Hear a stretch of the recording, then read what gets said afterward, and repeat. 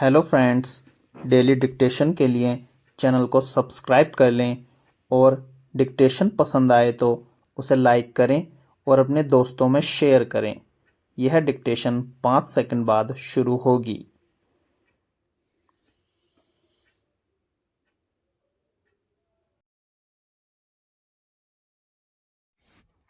Start.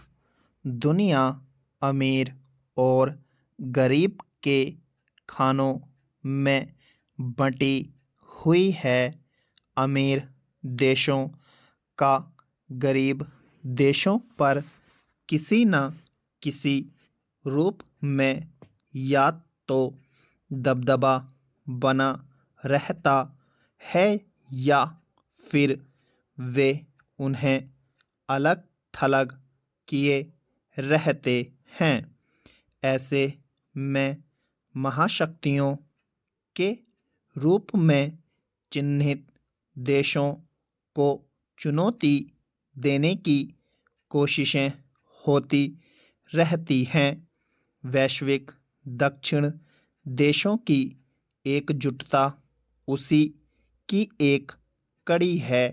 इन देशों के दूसरे सम्मेलन से एक बार फिर यह उम्मीद जगी है कि वे अमीर कहे जाने वाले देशों के समांतर अपनी एक ताकतवर व्यवस्था कायम कर सकते हैं। G20 सम्मेलन के बाद भारत ने वैश्विक दक्षिण की आवाज़ नामक इस सम्मेलन की अगुवाई की। इस अवसर पर प्रधानमंत्री ने फिर से वैश्विक दक्षिण के देशों को एकजुट होकर नई वैश्विक चुनौतियों का सामना करने की अपील की। पश्चिम एशिया में जिस तरह की उथल-पुथल चल रही है उसमें वैश्विक दक्षिण के देशों की भूमिका महत्वपूर्ण हो जाती है। वैश्विक दक्षिण के समूह में वे देश शामिल हैं जो शीत युद्ध के बाद अलग थलग पड़ गए थे। वे औद्योगिक क्रांति से दूर रह गए थे और प्रायः पूंजीवादी तथा साम्यवादी देशों से उनका संघर्ष बना हुआ था। इसमें ज़्यादातर एशिया, अफ्रीका और दक्षिण अमेरिका के देश हैं। वैश्विक उत्तर में वे देश हैं जिन्होंने औद्योगिक क्रांति के जरिए काफ़ी तरक्की कर ली और अब वे दुनिया के बाज़ारों में अपनी पेठ बनाए हुए हैं। उनमें अमेरिका, यूरोप, कनाडा, रूस, ऑस्ट्रेलिया और न्यूजीलैंड जैसे देश हैं।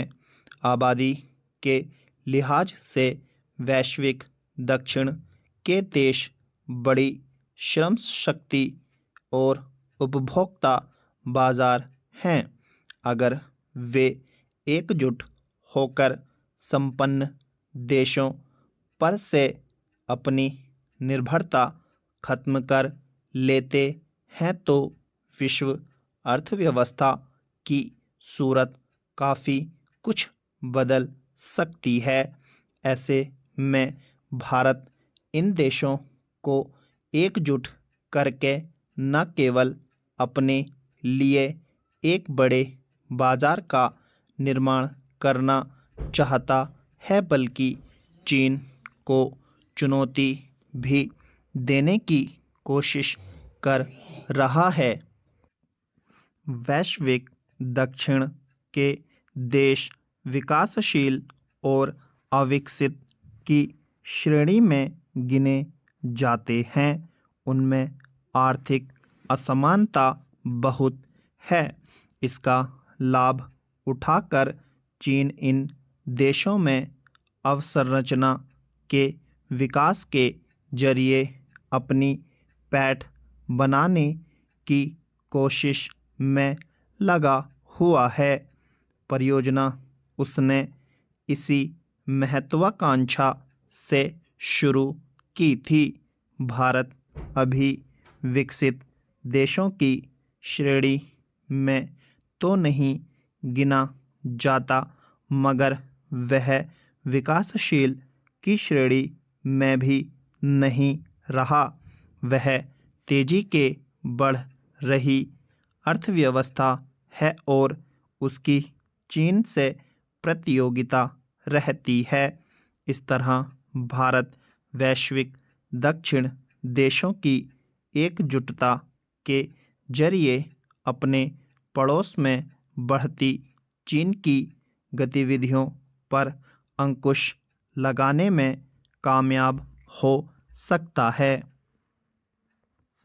इस बार के G20 सम्मेलन में भी अध्यक्ष के रूप में भारत ने वैश्विक दक्षिण पर विशेष रूप से ध्यान केंद्रित किया था।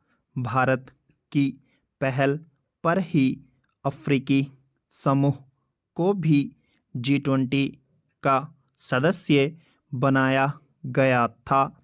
इस तरह भारत की पहल पर वैश्विक दक्षिण के देश वैश्विक उत्तर के देशों वाले मंचों पर भी उपस्थिति बनाने लगे हैं। आसियान और ब्रिक्स समूहों में उनकी शिरकत है। ये देश स्वाभाविक रूप से भारत पर भरोसा करते हैं। पिछले कुछ समय से जिस तरह रूस यूक्रेन युद्ध और इजराइल हमास संघर्ष के चलते वैश्विक स्थितियां प्रभावित हुई हैं, आपूर्ति श्रृंखला बाधित हुई है और आर्थिक मंदी के इस दौर में वैश्विक दक्षिण के देशों के सामने चुनौतियां बढ़ी हैं। उसमें नए विकल्पों की तलाश के लिए भारत की अपील समय की मांग है। स्टॉप।